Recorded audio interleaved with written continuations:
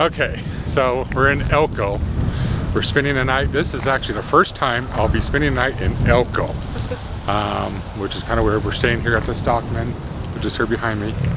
Yeah, so we're already checked in. We already been up to Lamoille Canyon. We're just gonna walk around this old section of Elko, see what it looks like, take some photos, some video, kind of work off our lunch. It was a big lunch.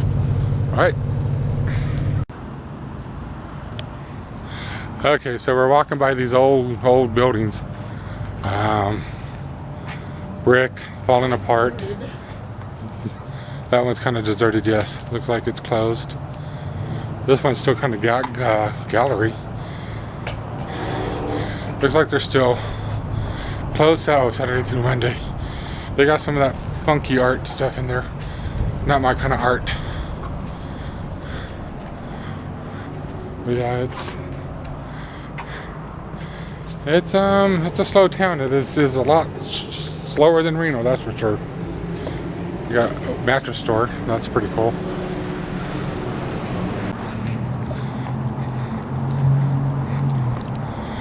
Okay, somebody put a horse up there on top of that building.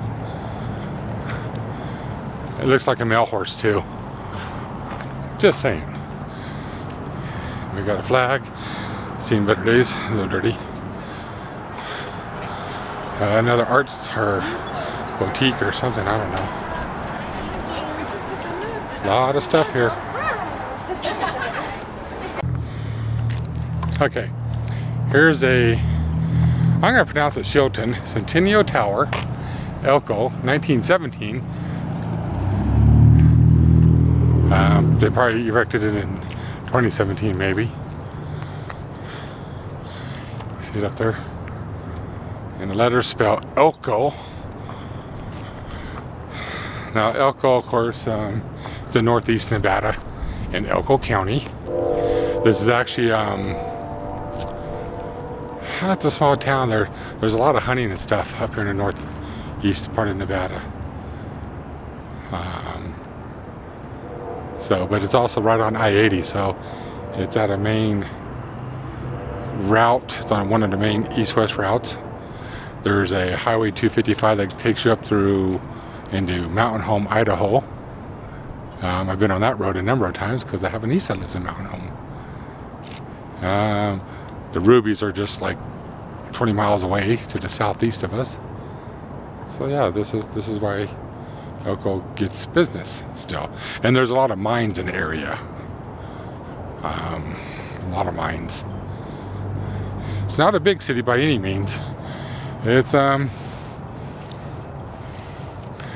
probably still a little smaller than Reno when I first moved to Reno in the early 1970s.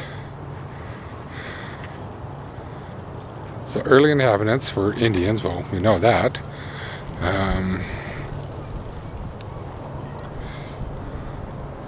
It looks like the Humboldt River runs through here. I guess I never really knew that. It actually says Elko was established on December 28th, 1869 as the Central Pacific Railroad. As the Central Pacific Railroad was building eastbound during construction of the Continental Railroad.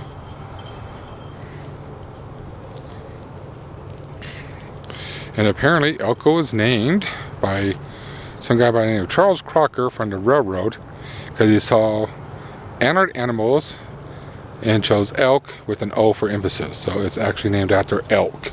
I did not know that either. I figured it's just somebody's name. Okay. Well, see, never too old to learn something new. It grew. It grew.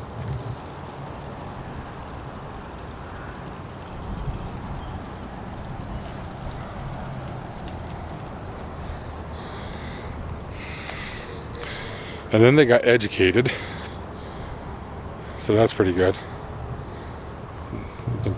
It's important to be educated, just not in liberal colleges.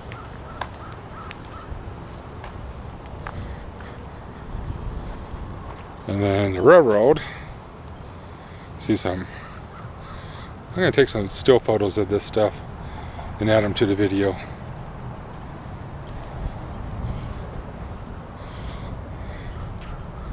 And Chilton apparently is born in 1927. Wow. He's done some stuff. And then we got some entertainment. Of course, Nevada has gambling, the old one-armed bandits. So yeah, I think I'll take some pictures of this stuff and just add them as, you know, for a few seconds. People can pause it to read it if they feel interested. Oh, Bing Crosby. One of my favorite Crosbys. Okay, so we got a big engine here. That's a lot of iron.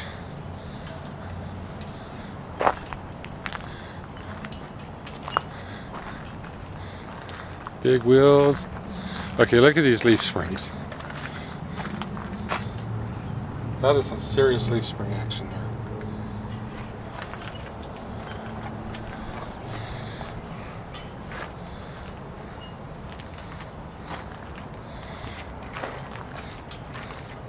That looks like a fuel tank, maybe.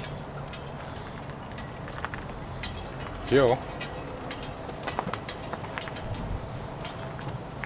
Some more choo-choo stuff. More leaf spring. The bearings in this thing must be gigantic. Then we'll get down to the, hang on, let me get a pulled back shot. This is a big choo-choo. Feather River route, Western Pacific Feather River route. Feather River comes out of north of Reno. Well, not the river, excuse me. The start of what we call, well, we Renoites will call the Feather River route. You go up 395, just into California to Hallelujah. I can never pronounce that. Hallelujah. See, I have the hardest time. Hallelujah. Junction. Turn on Highway 70, and you take that over towards Quincy. And when you get just past Quincy, because you also join up with Highway 89. And when 89 splits off, keeps going north, 70 cuts down to Chico, you follow the Feather River down into the valley. And it's a beautiful drive. And then right there off of 395, the Beckworth Pass is only like 5,200 feet. So during bad snowstorms, it's a little bit safer way to get across the Sierras if you're trying to get to California or get to Reno from California. But yeah, that's a big engine. It makes the Suburban look tiny. And then some.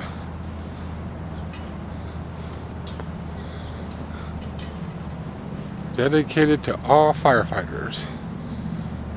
And here's a caboose. You don't see these too much anymore. Used to see them come through Reno as a kid back in the 70s and 80s. But I don't know, they must have passed a law or something where they don't need them no more.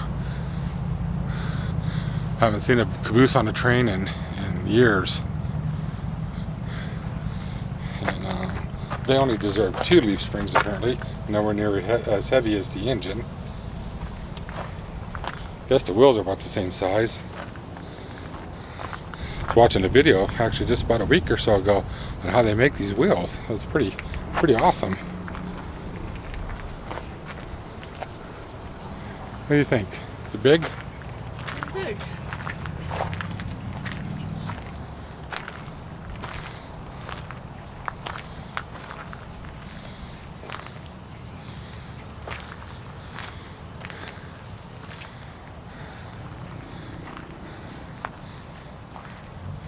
And this side looks kind of like the same, only reversed. Got wheels, leaf springs. I don't know what that is.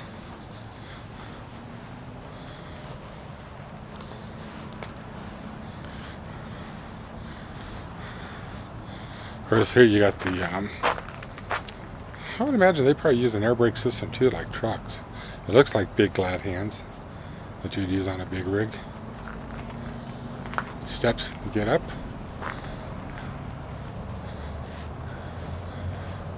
Yeah. I actually like to see the engines in these things, but they got those doors closed, damn it.